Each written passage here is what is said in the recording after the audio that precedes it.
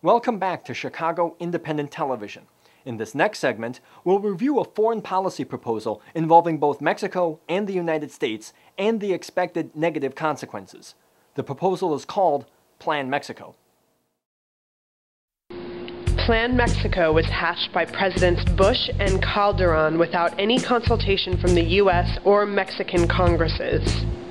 Officially known as the Merida Initiative, Plan Mexico is immediately likened to the failures and violence of Plan Colombia that has led to an increase in human rights violations and cocaine production. Stopping Plan Mexico has been named by the Center for International Policy as one of the top 3 challenges to protect attempts to build more just and peaceful societies in Latin America. Plan Mexico would provide $1.5 billion in U.S. taxpayer monies and equipment to the Mexican military, police, and intelligence services. None of the aid contemplated in this first package of a proposed 3-year deal goes where it's most needed: addiction prevention and rehabilitation in America and local development financing in Mexico. Sending equipment to the Mexican police and military in the context of unprosecuted human rights violations encourages impunity. Is this what Americans want our government to do with our tax money?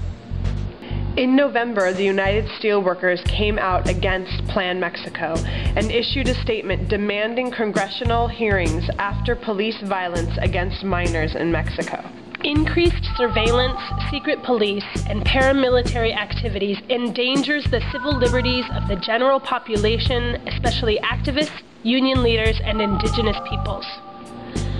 The invasion by U.S. mercenary companies such as Blackwater and direct U.S. involvement in the Mexican military would lead to a client-state relationship that compromises Mexican national sovereignty and would lead to an increase in U.S. interventionist and even imperial foreign policy.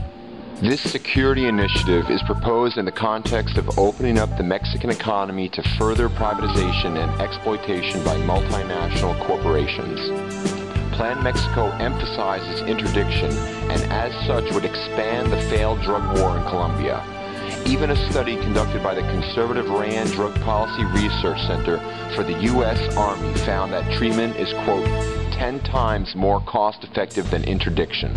Plan Mexico imagines anti-terrorist measures to confront an international threat that does not exist in Mexico and would reinterpret migration as organized crime. Mexico needs and deserves U.S. support in the form of fair trade agreements which prioritize labor, indigenous and other human rights, and environmental protections.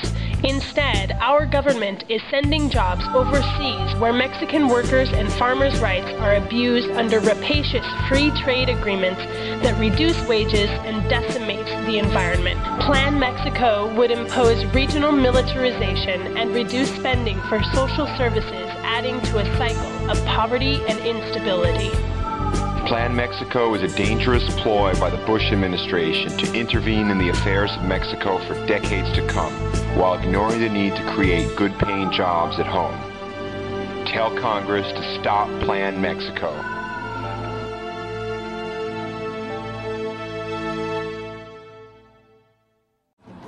You're watching Chicago Independent Television. I see the soul of a nation, must be true cause I've seen it on TV.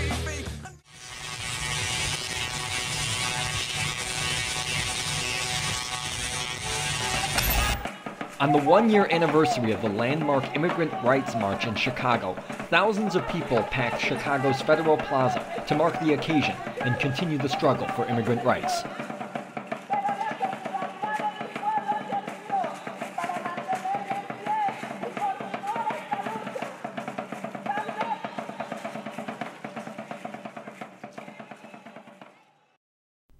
Does AT&T hate poor people? To find out, we asked a media activist and a stuffed walrus. Well, AT&T is trying to set up their version of cable TV. Hate poor people! I think AT&T hates everybody! But AT&T doesn't want to have to pay for public access channels or community media centers which are used by poor people.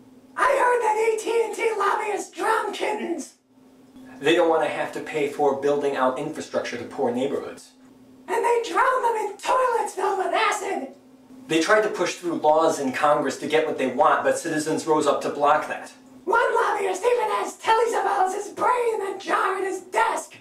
So they're going state by state to try to do the same thing, and have succeeded in 14 states already. Or he has Telly Savalas' brain in a toilet with acid and dead kittens. They could be coming to your state soon. AT&T tells everyone to go suck it. So does AT&T hate poor people? I think the answer is clear.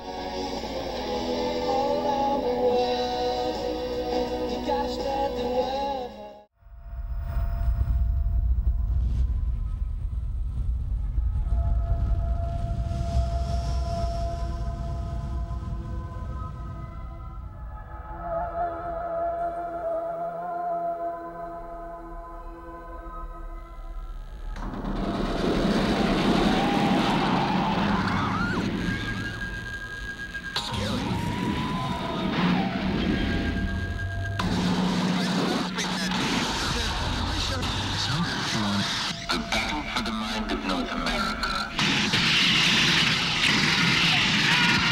will be fought in the video arena.